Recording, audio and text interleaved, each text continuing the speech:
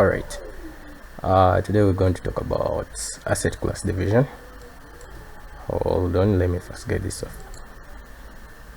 So we're going to talk about asset class division. Well, there are different types of assets that are traded in this market, and therefore we shall classify them.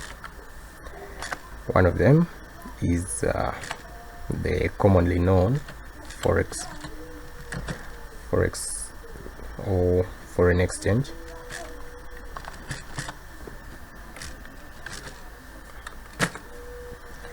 Foreign exchange.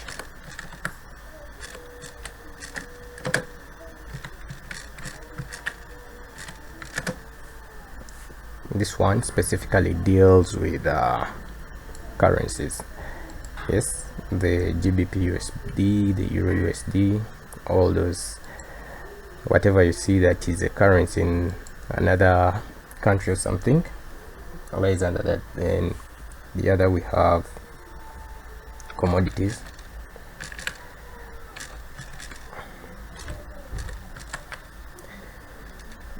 These also include whatever commodities that you've had on market, such as coffee, gold, silver, oil, all those things that are sold on the normal market. Then we have indices or index futures.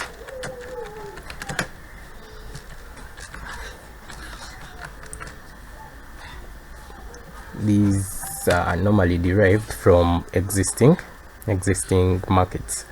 For example, we can have a currency future, or we can have a market future like the Nasdaq. It's a future for US technologies. Yes, we have a Standard and Poor, that's S&P 500. Anyway, those are index futures. Then we also have cryptocurrencies.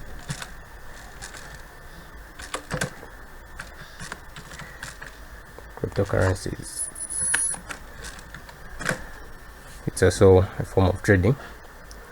Then the last asset, I think, let me see. All right, then we have the bonds. The bonds and stocks. Yeah, so these are our main form of assets that are traded in this kind of market. So before starting, of course, it's difficult to know which one you're going to major in, but most the commonly done is the forex market, commodities market, and the index futures market. The stocks and bonds are done but not on a high level as compared to these other ones.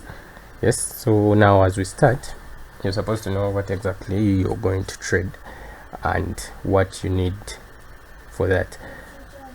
Of course, as we are teaching, we shall start with the forex, we go to commodities, then we finalize with the futures. All right, like I said, we are going to start with the forex market. I can explain about a few things that I missed out in the introduction, which are of now importance than they were at that time, because you wouldn't understand them. So one of them is, when we are dealing with the forex market, we look at, let me say, a forex pair. Forex pair is what you're going to trade. That means, for example, if you look at Euro USD, it means you're trading the euro against the USD.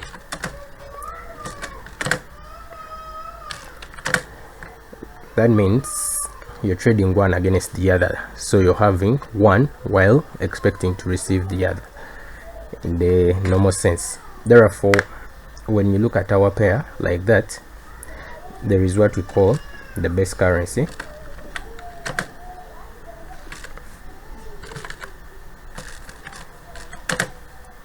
and the quote.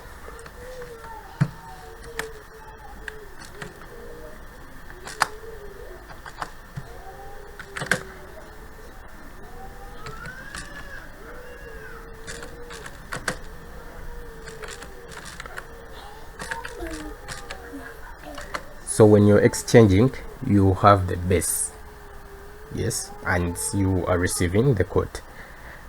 You understand?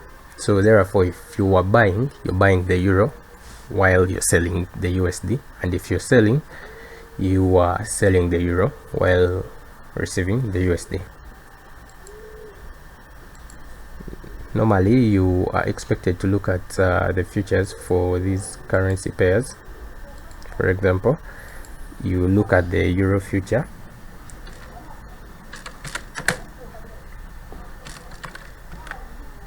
futures, which is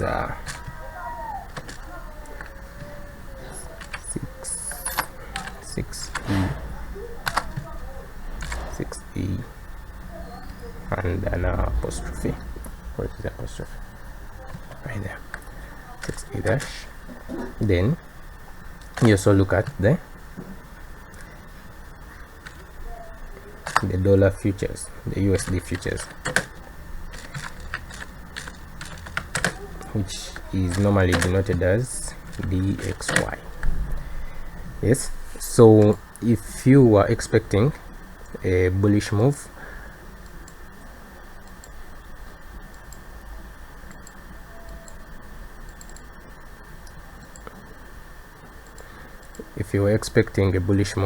then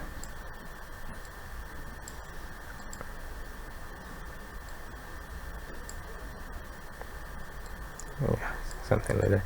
If you're expecting a bullish move on our pair Euro USD, you're going to be looking at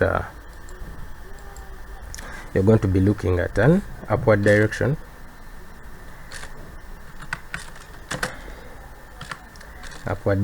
for the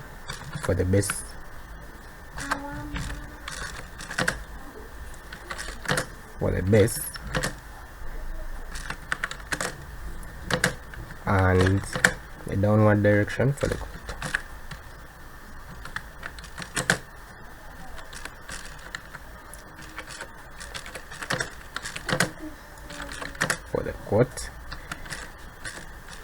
Therefore, if you look at the two futures and you see this one is up, and you see the USD is going up while the euro is falling, you expect to see a bearish move.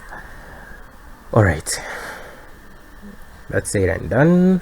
Let's also now talk about bid and ask. There is a bid price,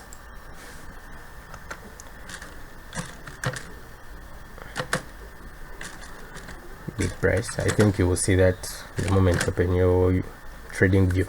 There's a bid price, and this is the price.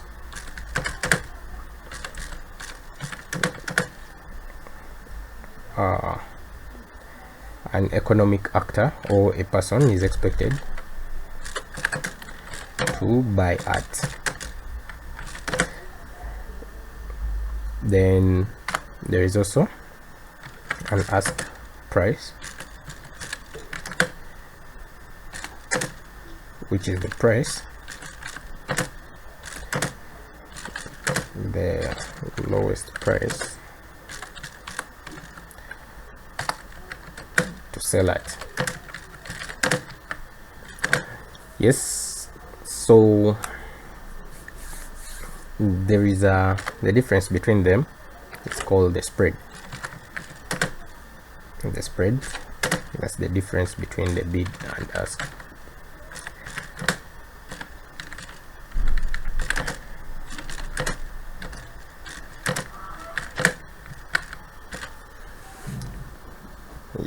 Yes, I think that's self-explanatory. I don't need to go into details, and I don't think there are even any details to go into, though I would want to throw much more emphasis with the spread. You would like to trade pairs. I won't type that. You would like to trade pairs that are having a low spread, Why? Because the moment you open a position, the spread itself is already going to put in losses before the price starts moving. So you want to trade pairs that are having a low spread. You can see the spread between the bid and ask. Let me see, like one here, this 1.3 is the spread. See that? This is our bidding price, this is our asking price. All right, percentage in points on this.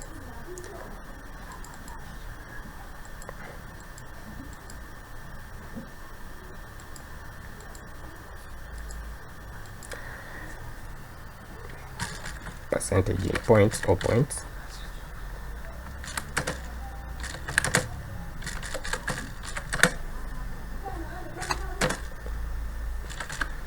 This is the difference between two prices.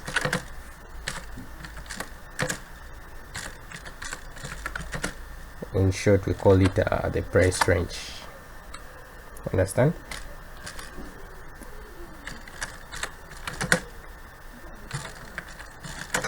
So when you take on a trade, you're expected to take a given number of points into that trade, or price range, or pips.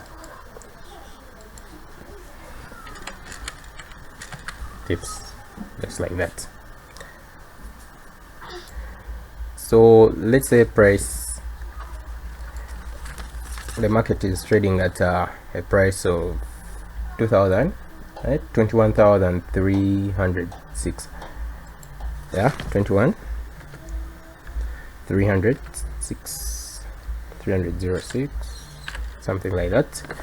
And you're expecting it maybe to go low, or you're expecting it to go high, but let me use low. You're expecting it to go low to 21,292. This is 21.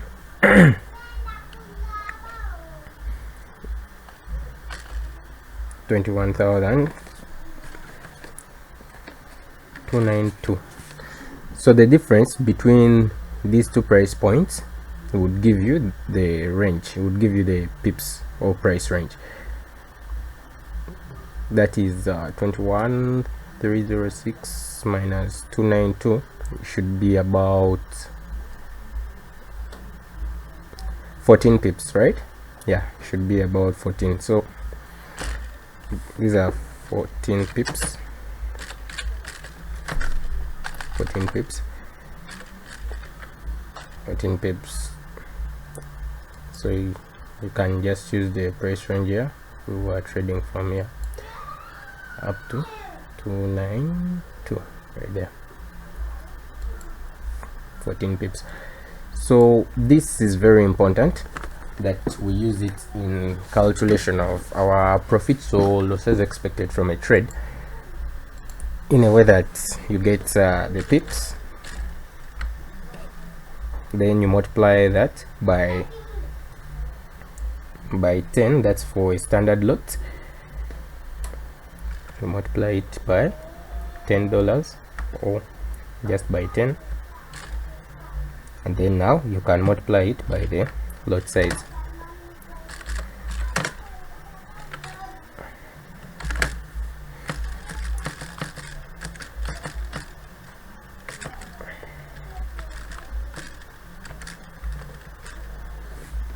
This is how you would get the profit or loss that you're going to incur from a certain trade if you're having the pips target.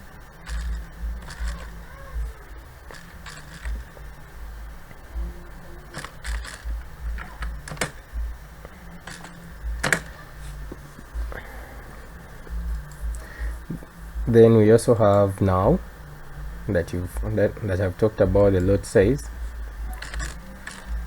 lot sizes,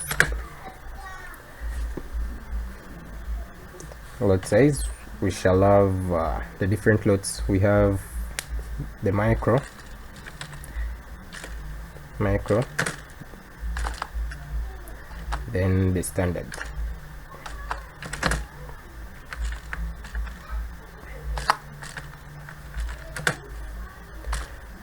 A standard lot